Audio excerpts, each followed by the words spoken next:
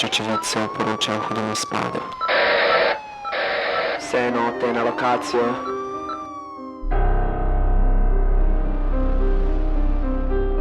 Jernej je bil staromoden.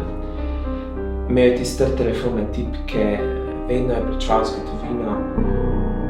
Mislim, marsikdo bi lahko rekel, da je ostal za časom.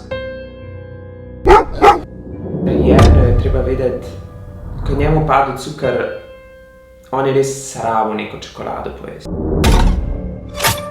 Takrat mi je napisal, kakor vsak dan, da kosilo še ni pripravljeno in da pač on mora nekaj jesti. In je napisal, če se dobiva pri avtomatih čez 10 minut.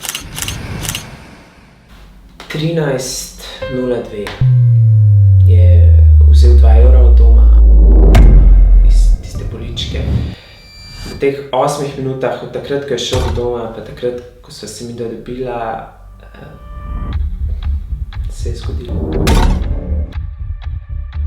Ta 2 evra sta mu padla iz žepa. Ko je prišel do avtomatov, je dejansko ugotovil, da do te čokoladice ne more.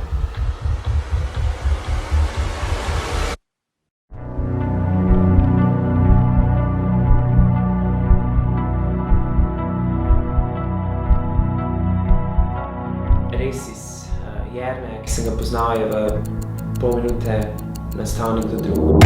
Jaz sem mu večkrat rekel, sine, ne bo vedno kovancev doma, enkrat se boš mogel sprijazniti, da je svet šel naprej. Kupila sem mu smartphone, rekla sem mu, vsaj moneto si zrihti.